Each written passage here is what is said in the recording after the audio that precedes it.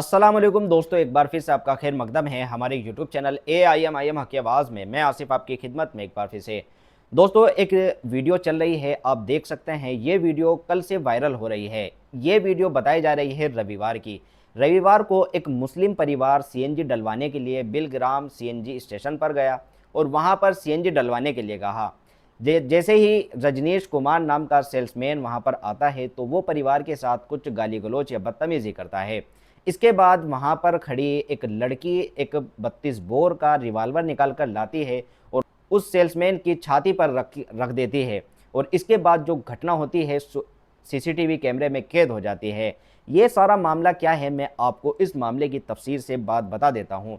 ये मामला हरदोई का है। हरदोई में ये मुस्लिम परिवार CNG डलवाने के लिए गया था। वहाँ पर जो लड़की अरीबा खान बताई जा रही है जिसने ये पिस्तौल तानी है, इसके पिता जो एहसान खान थे, उन्होंने जब CNG डलवाने वाले सेल्समैन रजनीश से बात की, CNG डलवाने के लिए बोला, तो इन दोनों के बीच में कुछ गहमा गहमी हो गई, जिसके बाद रजनीश ने उनके साथ धक्का मुक्की की और धक्का मुक्की के बाद एहसान खान की बेटी अरीबा पिस्तौल निकाल कर ले आई। ये पूरा मामला जब सामने आया तो पुलिस ने एहसान खान और उनकी बेटी अरीबा खान के ऊपर FIR दर्ज कर दी और FIR में इसके साथ इस जो लाइसेंस वाली बंदूक थी इसको भी जब्त कर लिया गया है। हालांकि पुलिस ने तो FIR दर्ज कर ली, लेकिन इस मामले में जो सच्चाई है वो आपको नहीं पता होगा। एहसान खान वो व्यक्ति जिसके साथ ये मामला घटा, वो इस मामले पर क्या बोल रहे हैं, उन्होंने एक वीडियो में अपना बयान जारी किया है। आपको ये वीडियो उनकी ज़रूर देखनी चाहिए और इस पूरे मामले को समझना चाहिए कि आखिर ये मामला क्या था। वीडियो देखें। मैं एहसान खान शाहबाद से कानपुर के लिए अपने दामाद के यहाँ जा रहा था। रास्ते में बिलग्राम के पास हाईवे फ्यूल सेंटर पड़ा। मैं CNG के लिए मैंने गाड़ी को पेट्रोल पंप के तरफ मोड़ी और मोड़ते ही मैं जैसे पेट्रोल पंप शुरू हुआ, मैंने अपनी पत्नी और बेटी को वहाँ पे उतार दिया। मैं अकेले CNG लेने के लिए गया। वहाँ पे जाने के बाद मैंने फ्यूल CNG के लिए टैंक खोल दिया और मेरी बेल्ट लगी थी। तो वहाँ पर जो सेल्समैन था वो वर्दी में नहीं था, तो मैंने कहा सेल्समैन कौन है, इसमें CNG डाल दो। तो उसने कहा कि हाँ मैं हूँ और आप नीचे उतरिए। तो हमने कहा उतर रहा हूँ, मैं बेल्ट लगाया हूँ। तो बेल्ट उतार कर मैं नीचे आया। आने के बाद मैंने उससे कहा कैसे बोलते हो, मैं तो आपका ग्राहक हूँ। तो वो बोला कि मैं ऐसे ही बोलता हूँ, CNG डलवाना है तो डलवाओ, नहीं तो बस यहाँ से निकल लो। हमने कहा चलिए आप CNG डाल दीजिए। कई बार कहने के बाद उसने CNG डाली, मैंने उसका भुगतान किया। दूसरी ओर से दूसरा सेल्समैन आया, इन्हें क्या कह रहा है, तो उसने कहा कि ये बात हुई। तो उसने कहा कि इनकी पूरी फैमिली बुलाओ, इसमें बैठाओ, मैं CNG डालता हूँ। और आपत्तिजनक भाषा का इस्तेमाल करने लगा, जो कि ये न्यूज में जो दिखाया जा रहा है कि मेरी फैमिली गाड़ी में बैठी थी, ये गलत है। चूंकि पेट्रोल पंप पे CCTV कैमरे फुटेज मौजूद हैं। मेरी फैमिली का कोई भी शख्स गाड़ी के अंदर नहीं था जब CNG पड़ी, और ना उसके बाद। जब ये सारी चीजें हो गई और ये न्यूज में जो भी आ रहा है ये बिल्कुल गलत दिया जा रहा है, और जो एप्लीकेशन भी उन्हीं ने ये दर्शाया है कि मेरी फैमिली वहां बैठी थी, जिससे कि पूरे फुटेज चेक कर लिए जाएं, इसमें मेरी कोई गलती नहीं है। तो आपने वीडियो देखा। वीडियो में आप देख सकते हैं कि एहसान खान ने उल्टा बिलग्राम का जो CNG पेट्रोल पंप था, वहाँ पर जो कर्मचारी था उसके ऊपर आरोप लगाया है। अब देखने वाली बात है कि ये पूरे मामला जो है इसमें पुलिस की जांच क्या आती है, पुलिस क्या जांच करती है, ये सारी बातें तो जांच के बाद ही सामने आएगी। लेकिन इसके बयान से आपको क्या लगता है, आपको ज़रूर इस वीडियो के कमेंट में अपनी राय जरूर देनी चाहिए। इसके साथ ही अकबरुद्दीन ओवैसी साहब की वीडियो भी वायरल हो रही है। अकबर ओवैसी क्या बोल रहे हैं, अकबर ओवैसी की ये वीडियो आप ज़रूर देखें। वीडियो देखें अकबर साहब इसमें क्या बोल रहे हैं। हिंदुस्तान का दस्तूर ये नहीं कहता कि ये अव्वल दर्जे का शायरी है या ये दूसरे दर्जे का शायरी है, बल्कि हमारे मुल्क का दस्तूर हिंदुस्तान में रहने बसने वाले और पैदा होने वाले को, हर किसी को, चाहे वो किसी भी मजहब के मानने वाला क्यों ना हो, उसको बराबर का हक देता है। और दस्तूर ने न सिर्फ बराबर का हक दिया, बल्कि हमारे दस्तूर ने हर किसी को आजादी के साथ अपने मजहब पर चलने का भी इख्तियार दिया। हिंदू को इख्तियार है کہ وہ اپنے مذہب پر برابر چلے، تو مسلمان کو بھی حق و اختیار دستور نے دیا کہ وہ اپنے مذہب پہ بلا خوف کے اپنے مذہب پر چلتے رہیں۔ سکھوں کو بھی ان کے مذہب پر چلنے کا حق دیا، تو عیسائیوں کو بھی دیا۔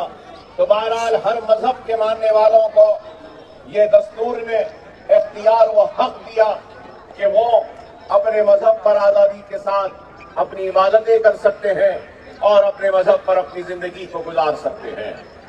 لیکن آپ نے، ہم نے، سب نے دیکھا ہے کہ 10 برس سے صرف مضبوط نہیں بلکہ کمزور کرنے کی کوشش کی جا رہی ہے۔